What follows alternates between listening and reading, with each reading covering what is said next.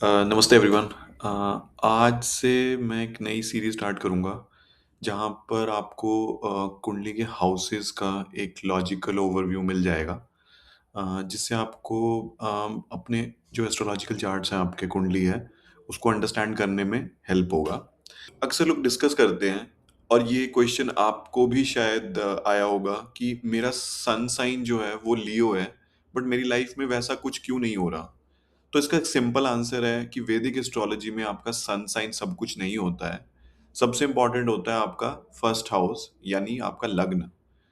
तो ये आपकी बॉडी है, ये आपकी एनर्जी है, आपका पूरा फिजिकल एग्जिस्टेंस भी है।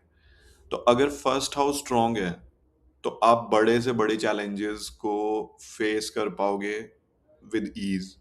पर अगर फाउंडेशन ही वीक हो गया तो बाकी के प्लैनेट्स कितने भी अच्छे हों, आपके कुंडली में कितने भी अच्छे योग हों, रिजल्ट्स मिलने में बहुत मुश्किल होती है। तो आज हम बात करेंगे इसी गेट कीपर हाउस की, यानी फर्स्ट हाउस की।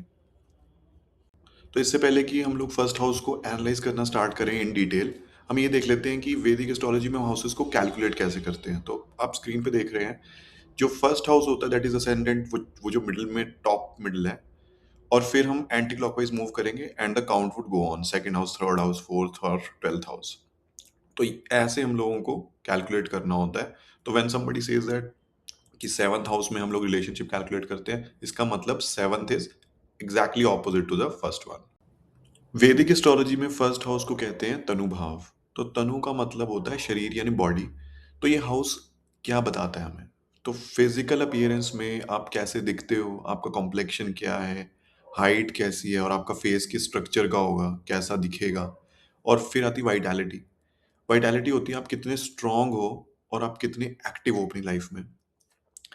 फिर हम देख सकते हैं सेल्फ कॉन्फिडेंस या ईगो क्या है। तो जब फॉर एग्जांपल जब आप किसी रूम में एंटर करते हो, तो आप कैसी एनर्जी के साथ उस रूम में एंटर कर रहे हो, आप कैसी एनर्जी के साथ एसोसिएट हो रहे हो, तो लोगों पर आपका क्या इंप्रेशन पड़ रहा है। ये हाउस धर्म का त्रिकोण भी है। ये पहला धर्म त्रिकोण है 159 हाउसेस में से। वो मैं आगे एक्सप्लेन करूंगा आपको सब्सिक्वेंट वीडियोस में। बट ये डिसाइड करता है कि आप अपनी लाइफ में सही रास्ते पर चल पाओगे या कुछ भटकन भी होगी। अब एक रूल याद रखिए, फर्स्ट हाउस अगर एक कार है तो लग्न लॉर्ड उसका ड्राइवर होगा। आपके फर्स्ट हाउस में जो नंबर लिखा है, मतलब आपकी कौन सी राशि, उसका ओनर प्लैनेट कहाँ बैठा है, ये बहुत जरूरी हो जाता है जानना। अगर आपका लग्न लॉर्ड फिफ्थ या नाइन्थ हाउस में, त्रिकोण हाउसेस में है, तो लाइफ में सक्सेस मिलने के चांसेस ज्यादा हो जाते हैं। ये एक टेल विंड की तरह है। अगर वही लॉर्ड सिक्स, एट या 12 हाउसेस में चला जाए तो स्ट्रगल थोड़ा बढ़ जाता है। पर कैच ये है कि वही स्ट्रगल आपको लाइफ में बहुत स्ट्रांग भी बनाएगा। तो एक टिप जो हम ले सकते हैं वो क्या होगी? अपने लगन लॉर्ड को अगर हम पहचानते हैं या पहचाने, क्योंकि वही आपकी लाइफ का कैप्टन ऑफ द शिप है। जहां वो जाएगा, जिस पोजीशन में वो होगा, वो इंपॉर्टेंट हो जाएगा आपकी लाइफ में बहुत ज्यादा। हर घर का एक नेचुरल सिग्निफिकेटर होता है जिसे हम कारक कहते हैं। फर्स्ट हाउस का कारक है सूर्य। क्यों? क्योंकि सूर्य आत्मा है और वाइटैलिटी है। इसके साथ एक और इम्पॉर्टेंट कॉन्सेप्ट हम लोग जोड़ सकते हैं, वो है दिग्बाल, जिसे बोलते हैं डायरेक्शनल स्ट्रेंथ। अब फर्स्ट हाउस में जुपिटर या मरकरी को सबसे ज्यादा पावर मिलती है। ये बहुत ही बेसिक कॉन्सेप्ट है। इसके रीजंस मैं सब्सिक्वेंट वीडियोस में आपको समझाऊंगा ताकि आप बेटर समझ पाएं।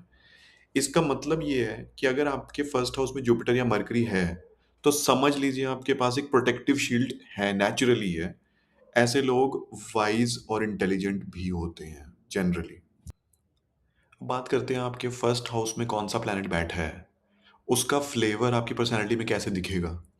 तो जैसे अगर मार्स किसी के फर्स्ट हाउस में बैठा हुआ है, तो आप एक वॉरियर की तरह बिहेव करोगे, एनर्जेटिक रहोगे, थोड़ा गुस्सा, और हमेशा ही एक रेडी टू फाइट स्पिरिट होगी आपके अंदर। अगर सैटर्न होगा तो आप एक ओल्ड सोल की तरह बिहेव करोगे, बहुत सीरियस, डिसिप्लिन्ड या रिस्पॉन्सिबल, और शायद थोड़ा सा लेट ब्लूम भी करोगे आप।